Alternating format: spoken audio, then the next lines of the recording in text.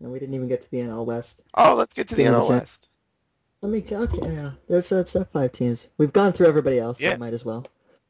Um, let's see. We went through the East. We went through the Central. We went through the AL East to some extent. Tampa. We didn't really talk about Baltimore and Toronto, but they're going to be at the bottom. We talked about the Central top three. We talked about the West. So let's Only talk the about the best. NL Only we're West. only talking the best. Yeah, and Are you in on the Colorado hype? I like Colorado. I don't love Right. Colorado.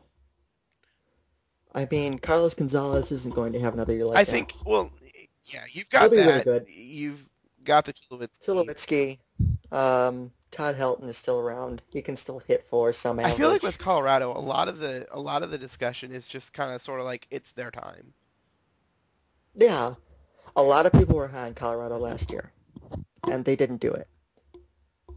Um, Colorado, they're kind of like the stealth bomber. They show up in September and they Yeah. drive you nuts.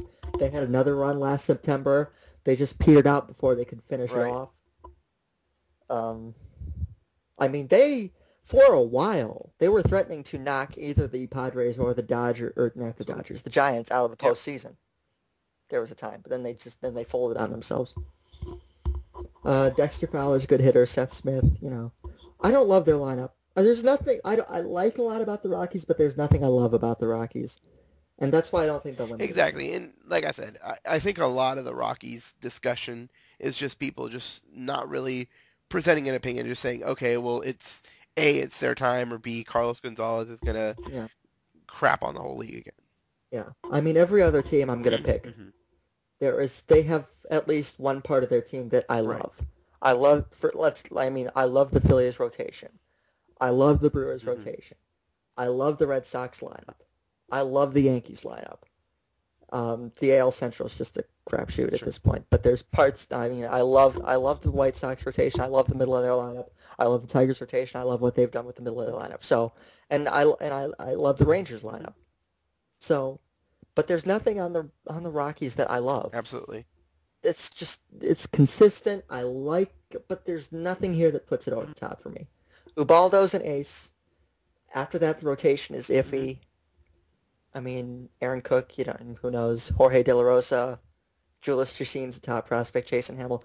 None of those guys are Right. bad, but I don't love any of them. And that leads me to the Giants, who have a pitching staff that I am absolutely in Yeah. love with. I think everybody is. I still, they're amazing. I see absolutely no reason why the Giants won't repeat as NL West champs. Except They still the have, lineup.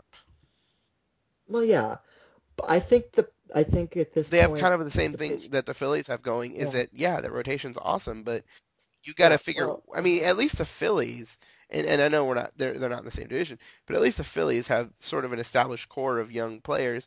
I mean, yeah, the Giants have I would take, Buster Posey. I would take the Giants pitching. This is gonna sound crazy, but I'll explain. I would take the Giants pitching staff as a whole over the Phillies pitching Yeah, staff because of the bullpen.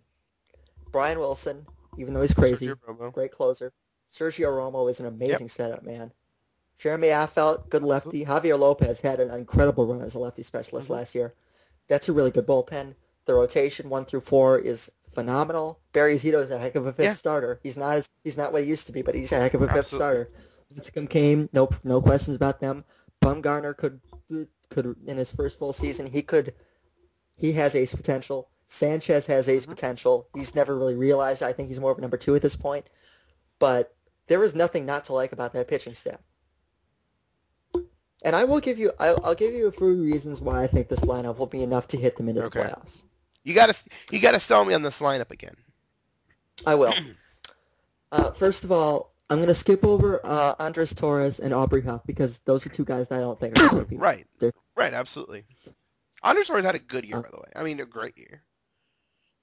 yeah. I mean, I don't know where Andres Torres came from. I think he'll be okay as their leadoff man. I don't think he'll be that good again. Similarly, I think Aubrey Huff will be okay as their three hitter, but I don't think he's going to be that Hmm. good again. I think Freddie Sanchez will do fine in the two hole. I think he'll be able to hit for a high enough average to set the table Yeah. for them. Uh, I don't have any questions about Buster Posey. No, He's no, a he's stud. definitely in. He's a stud. The last four guys are intriguing to Okay. me. Cody Ross, he went on that postseason streak. He's obviously not that Right. good.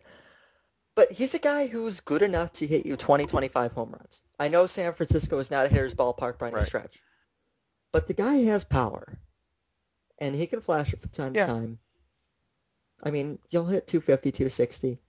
And that's nice to have behind a guy like Buster Posey who's going to get on base. And Ross will probably get some pitches to hit because of the guys he's around. So I think he can hit a few home runs for them. Pat Burrell, I don't know Pat Burrell. I think Pat Burrell loves the National League. His National League, if you just forget about his stint in Tampa for a minute, and he's had really good career numbers in the National League, I think he'll be able to hit well enough to help this team out. Miguel Tejada is on the wrong side of everything, but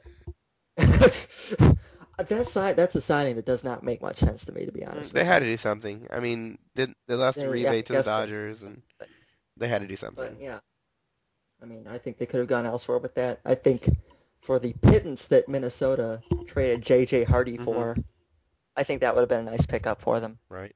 But, they didn't do that. So, I mean, Miguel Tejada can still hit. He's still going to hit, 260, 270. He'll still hit a few home runs for you. That's not a bad guy to have in the 7-hole. Defensively, it's a little more suspect. Here's where I think we're going to see an improvement, and that's Pablo Sandoval. Okay. He's lost a ton of weight. This phrase has been beaten to death over and over and over again, but I don't think I'm going out on a limb in saying that he is in the best shape of his life. Okay. He's lost a lot of weight. He's recommitted himself. He's rededicated himself. He had the ridiculously good 2009 season. If he can keep the weight off, I think he'll hit 300 again. Wow. And I think he'll hit at least 20 home runs again. It's a bit of a leap of faith, but that's a big reason I think the Giants can pull this off again. And I like guys like Fontenot and DeRosa off the bench. Those are nice assets to have coming off your bench. I mean, obviously the Giants lineup has questions, but I think they will hit enough to support that pitching staff and get them to the playoffs again. And I can already tell that you disagree, but I just got to be sold on because just seeing them in the playoffs just scratch together every single hit. The hits didn't come in bunches in the playoffs.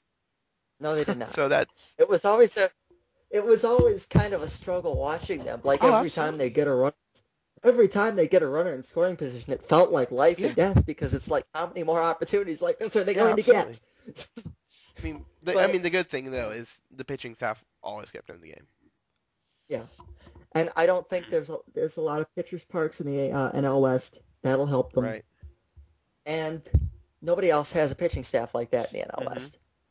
So that'll help them. The pitching that they're hitting off of is not as good as the pitching they employ. Exactly. They're not in the AL East. Right. The Dodgers are an interesting team for me. Not for me. I wrote them off. They have Lilly. They pick. have a pretty solid 1 through 5. Actually, they do. I mean, Kershaw is good. Yeah, he's the ace. Billingsley's pretty good. He's not what they thought he'd be, but he's pretty good. He's not going to be an ace. I mean, Yeah. He's a number 2, number 3, and that's all they're counting him for at this point. Ted Lilly, we talked about Ted Lilly. I like Ted Lilly. He's a solid pitcher. Corota, I like him. Garland's a really good number 5. John Garland, they signed him. So I like that rotation. That's probably the second best rotation in the division. The bullpen, Guerrero, I like Guerrero's had some good years with the Twins. Quo was an all-star last year. I think Broxton rebounds this year. That's where I've kind of lost hope. Let me give you some facts about Jonathan Broxton. I'm going to get a little bit sabermetric on you here. Oh, God. I'm going to get a little bit stat nerdy on you here, but I'll explain it all. There's this thing called FIP. It essentially measures... It's a better measure than ERA of a pitcher's worth. I think with a reliever, that's kind of too. It's fielder independent pitching on an ERA scale is what it is basically. And if your ERA is higher than your FIP, you got a little bit unlucky. If your ERA is lower than your FIP, say Carl Pavano, then you had some luck on your side list. I'm using Carl Pavano as an example for a guy. Okay. And then another stat I'm going to cite is batting average on balls in play. And what this is basically is the average is 300. And normally over the course of a career, it's going to even out around that. If you look at Broxton, his career batting average on balls in play is 314. Okay. Last year, it was 366. That's going to come down. There's no two ways about it.